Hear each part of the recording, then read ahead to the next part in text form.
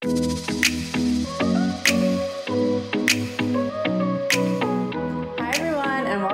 the Affirmation Addict Podcast. My name is Pyle, and today we're talking all about intuition. Firstly, I know I missed last week. If you guys are following me on Instagram, I did fill you in a little bit that I had some harder news come up with someone we really care about, and I just needed to give my time and attention there, so I didn't have time to record my podcast for the week, and so that's why we missed a week. However, this week is such a fun episode because we're talking all about intuition. And in the manifestation space, in spirituality, intuition is huge, right? We know our intuition is probably the number one way that we can connect to our higher self. It's kind of like, I like to think of your intuition as like the channel between you and the universe. It's almost like the universe's direct form of communication with you is your intuition. And I know there's so many questions when it comes to your intuition, like,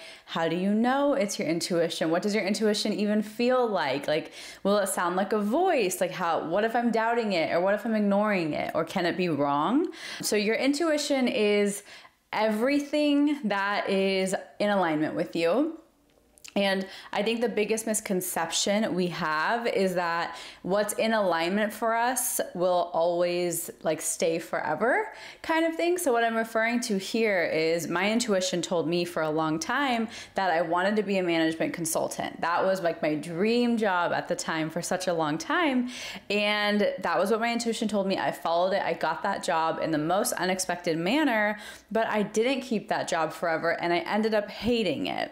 So now that's a question for me and for kind of us to explore. Does that mean my intuition was wrong? Does that mean that my intuition was not looking out for me? I don't believe so. I believe that I needed to get that consulting job not only to boost my confidence and my awareness of how good of a professional I can be, but also I learned a lot at that job. I met a lot of people. I learned about how the world worked in a different lens. And then also I met Tom and we were able to build that relationship together. And I feel like if I didn't go through that job and the pain and the hate I had for that job, I wouldn't have been motivated to start this business because I needed a way out and it came from the heart. And so I think a really big misconception we have is that your intuition will always be guiding you in a direction that is conventionally or traditionally easy or conventionally or traditionally forever. We think if we listen to our intuition, nothing can go wrong. And in my opinion, that's true. However, our definition as society of what's wrong is so skewed, right? We think if something is even remotely difficult or remotely just not picture perfect, it's wrong. We think that if something happens a week later than it's supposed to, that there's a big deal. Our definition of wrong and incorrect is so specific and so rigid that that's what I wanted to call out. Is I really don't believe our intuition can be wrong. I don't believe that there's even a such thing as wrong things, like you're manifesting the wrong thing for yourself, because I think everything is meant to create more clarity. But that's a very non-traditional approach, and it's very hard to do, and I still find that hard to do. So I'm not saying oh, it's so easy for me. In the moments where things are not going my way, it is hard for me. Looking back, it's so easy for me to be oh yeah, that was meant to be. But the way to kind of strengthen and touch base with your intuition more often is actually connecting with it daily, even if it has nothing to do with what you're manifesting, even if it has nothing to do with your spirituality, if it has nothing to do with kind of aligning with your higher self, your intuition can be strengthened. It literally is a muscle, just like so much of kind of our self-development work is. Your intuition is another muscle you can strengthen. And to strengthen a muscle, you need to work it out. You need to exercise. You need to practice using it more often than not. So I'm going to share some examples on how you can use your intuition and strengthen and exercise your intuition in your daily life with some fun little techniques. I'll share as many that come up. I have 3 at the surface of my mind that are things that we all do every single day, but we'll go for it and see where it comes. The thing I want to share also before diving into kind of the actual tangible techniques is your intuition is something that's always there. It's something that doesn't ever die down. It doesn't ever turn off. It is always a part of you. It is always within you. The thing is we just sometimes lose it and we don't know which voice to trust. You probably hear your intuition often, but your intuition isn't logical. That's the biggest way to kind of determine if it's your intuition or more of like your ego or your fear-based voice. Your intuition is always going to just be like a hit. I have made this chart and I'm trying to think of it so I can remember what all the things that I had in it. But it was like, what is your intuition versus like your ego voice? And your intuition always, once you do it, it feels expansive. Your ego, once you do it, feels a little more restrictive. And intuition is always rooted in opportunity and possibility, whereas ego-based thoughts and decisions are always rooted in lack. They're always rooted in fear. So I think that's the biggest way you can kind of see where it's coming from. However, once again, that is nuanced, right? Because maybe your intuition is telling you to take a different route home. And this has actually happened to me, where my intuition told me, like, let's just take surface streets today. Let's not take the highway.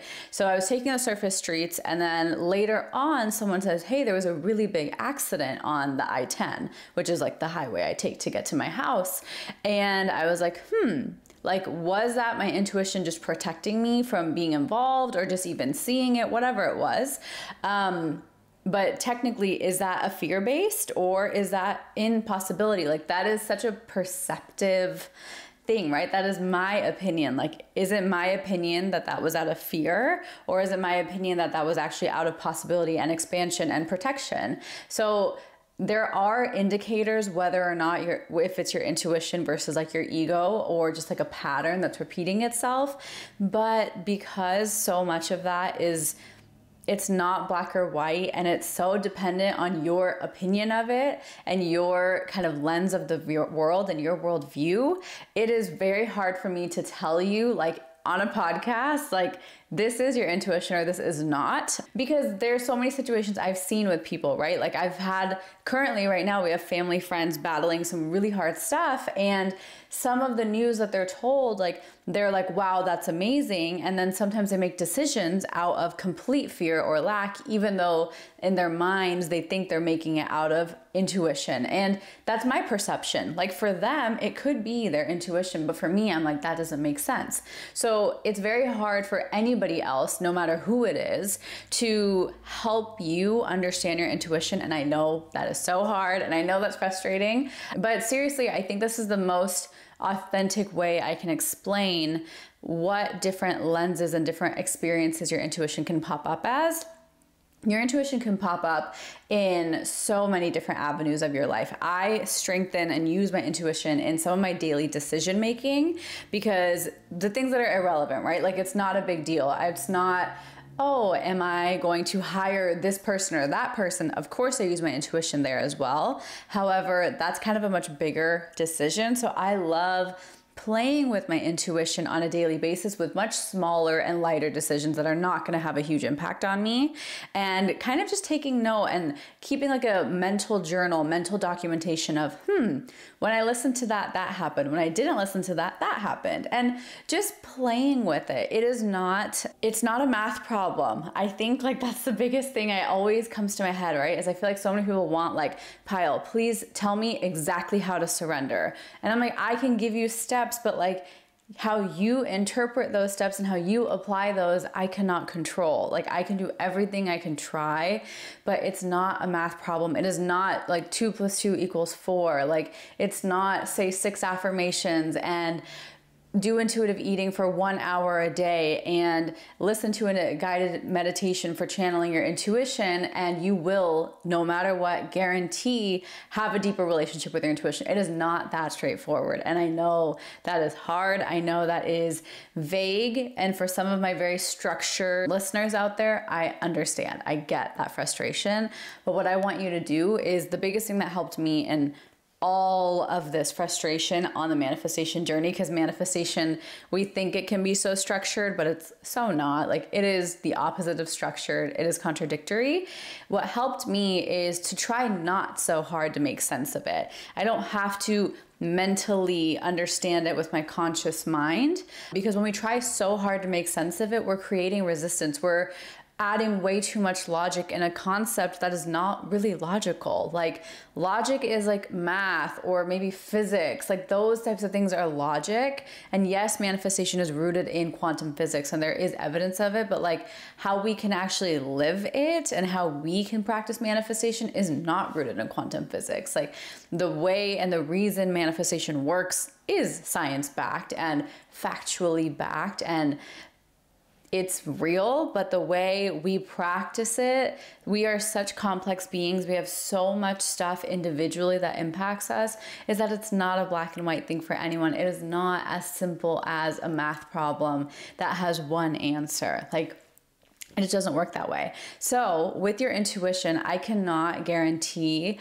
you that you're gonna figure out when it's your intuition or not. What I ask you to do is practice these exercises so you can start to familiarize yourself with your intuition, because it is so powerful to use your intuition with like the bigger things in life, right? Like when it comes to your soulmate, when it comes to, I don't know, like picking your job or your dream job, or making big decisions like which home to buy. Like, your intuition is beautiful there. Like, it is so magical how it can work and how things can fall into place when you live by your intuition. But that's very hard to jump to when you have been operating through logic and fact ever since that point. So what I recommend doing is adding in intuition strengthening exercises and practices throughout your day, just to work it out and to familiarize yourself with what it feels like when your intuition is right. Once again, I'm showing air quotes for anyone who's not watching on video, but like, once again, when your intuition is right, up to you, right? Like, your definition of correct or right,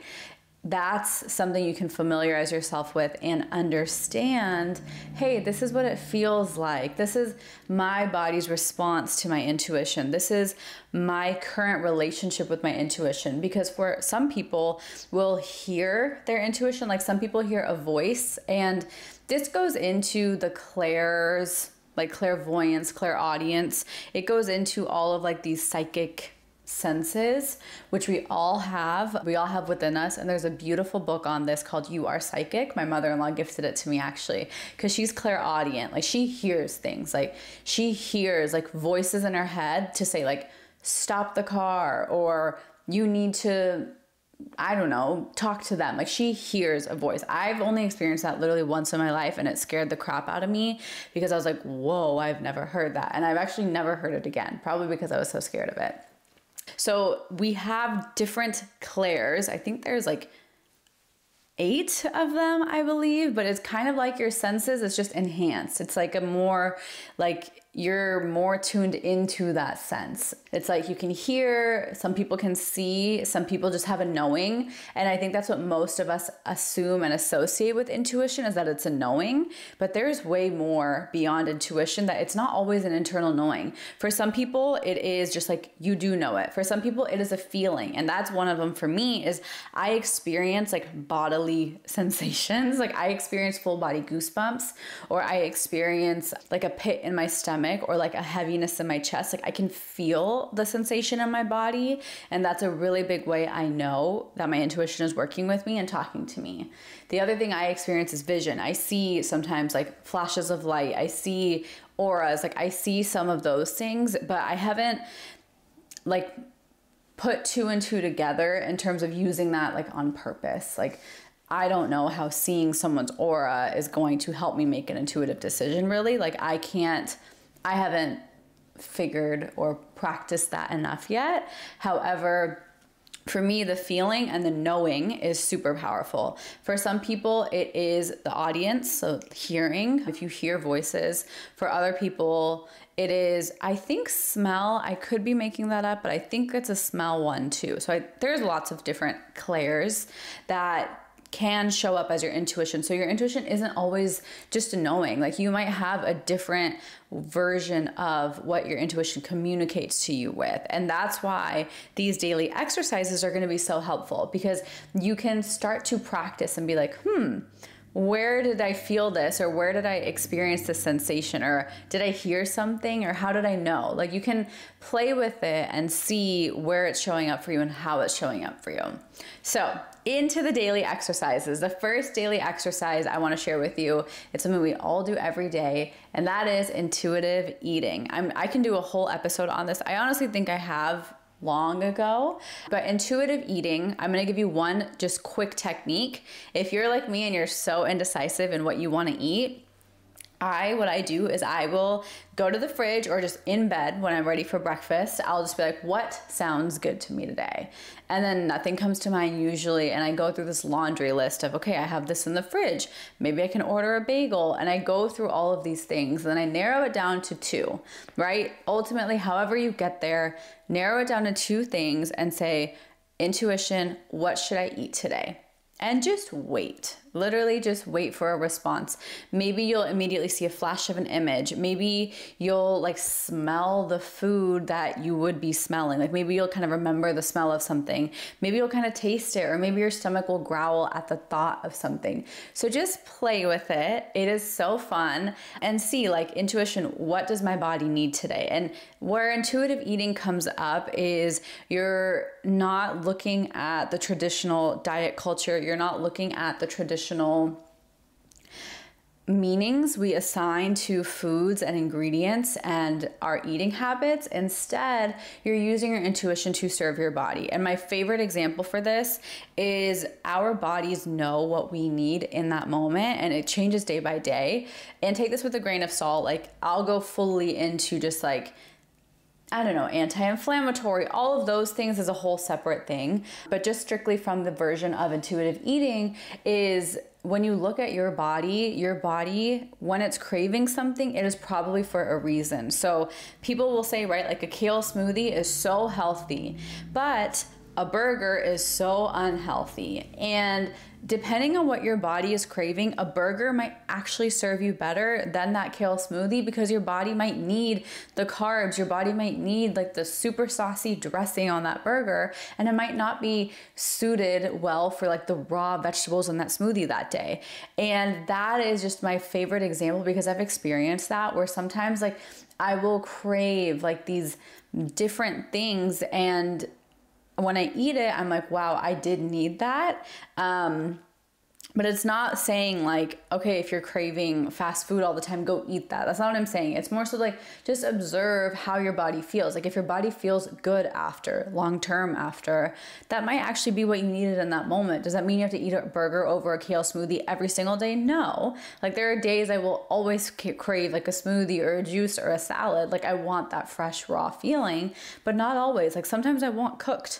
And there's so many different versions of how intuitive eating can pop up. So maybe I will record a podcast episode on that if that's helpful for you. I learned a lot about intuitive eating paired with, I don't even know what to call it, like allergen aware diet. It's not even a diet, but like just different allergens, right? Like gluten, dairy, soy, all of these kind of common allergens, especially in the US, because our food system is very different than that across the world. So that was something that brought me so much awareness. And we did a liver cleanse actually, because our acupuncturist recommended it. And it was 3 weeks. I shared about it on my Instagram, and it changed the game for me. I learned so much about my body and what it eats and what makes it feel good and what makes it feel not so good. And so if this is of interest to you, I can totally share an in-depth kind of liver cleanse recap, intuitive eating recap, just food and how food affects your energy and how it honestly affects your manifestation. If that's of interest, send me a DM so I can make sure it is something that enough of you are interested in. Okay, number 2, very, very similar, is when you are getting ready for the morning or you're going out somewhere or you're going to get dressed for the day. Use your intuition in terms of what color you want to wear. I love doing this. And my intention is I pair it with my chakras, because all chakras have a color. So I'm like, okay, what color feels good? You might be asking, you wear so much beige and white and black, like what chakras are those associated with? I associate like white with like lightness energy, and I associate black with more shadow energy. And that's how I interpret it. Please assign your own meanings to things though. So what I do is I kind of check in and I'm like, okay, what color do I want to wear today? And seriously, recently I have been craving wearing neon colors, and I'm just so scared because they're so bright. Like with Indian clothes, I'll wear neon colors all day. Like I only wear bright colors, but with like American and Western clothes, I love like that neutral, because I don't have to have so many items of clothing. Like I can rewear and recycle. So that is my other tip for you, is ask yourself, like, what color do I want to wear today? What color do I want to channel today? And in my mind, I'm thinking what chakra needs a little bit more love today. And that's how I balance it. So say I'm like, I want to wear all black today. I'm like, okay, maybe my shadow side needs a little bit more love. If I'm like, I kind of want to wear blues. I'm like, okay, my throat, maybe my self-expression, and just play with that and see if the color you picked that morning resonates with the energy that helped you through the day or that you needed, or did it create any patterns? Did you notice any patterns in that area of your life? That's number 2. And then the third one I want to share with you is with your intuition, like using your intuition when you are just connecting and choosing how you want to continue your day. I know that not everyone has the luxury of like building their own schedule completely. However, not even including work, right? Aside from your work day, aside from how much ever you work, your important tasks for the day, how else can you fill your day? What is one thing you can do to just amplify your energy? And this, I always do this in the sense like, is it my spiritual practice? Is it saying affirmations? Is it going on a walk? Is it craving a certain type of movement? Like I always basically do, and I'm kind of clubbing this all under one. It's like one intuitive activity I want to do a day. And it's to serve my soul, to nurture me, and something that will just help me in ways I couldn't even imagine. That's kind of the intention I ask myself with. So I'll be like, intuition, what is one thing that we just really want to do today? Some days it's like, you got to go take a nap. Some days it's take a bath. Some days it's go call your mom and text your parents and hang out with them and have dinner with them. Some days it's go play in the garden and look at your flowers and your herbs. Other days for me, it's go to the gym and do like a very heavy lift workout. Other days it's do red light therapy and do some Pilates under the red light. So it can be, all the examples I gave you was like movement, affirmations, relationships, and it can be through anything, but it's like, think of one intuitive activity or intuitive task, if you want to call it, or experience that you want to do for yourself each day. It can be as small as like make yourself a cup of a certain type of tea. You can obviously see the patterns in my priorities in life, right? It's like food, skincare, spirituality. Those are in my family and relationships. That is what really makes up who I am. And so it might be something totally different for you. Maybe you are like a musician or a dancer, or you have a corporate job and your intuition tells you that you want to walk down a different street today. I don't really know, because that used to be me when I lived in Chicago. So that's what I thought of. So just play with that. Like invite your intuition to show up in your daily life. So just as a quick recap, it's going to be through food, through what color you're wearing through the day, and then just an activity of some sort, whatever that looks like for you, whatever that means for you. Just one random act of intuition. So do that for yourself and play with those, and you can do all 3 of them in a day. Like your intuition, connecting with your intuition takes seconds, especially in these daily strengthening exercises. And if you do want to go deeper, I do have a really, really powerful meditation inside of Affirm It, which is our membership. So it's basically a meditation to help you receive downloads and channel your intuition. I love it. I listen to it when I feel kind of heavy and I need help making a decision. That's when I listen to that meditation, because I'm like, okay, I need my intuition to come through because I don't know what to do. When you feel lost, when you feel like you're battling between 2 different decisions, I tap into that meditation and I'm like, okay, intuition, lead me through. So I hope this was helpful. I hope your intuition can strengthen with all of these. And I know I mentioned a book. I will link that in the show notes. And other than that, thank you for all of your love as always. And I will talk to you super soon. Bye.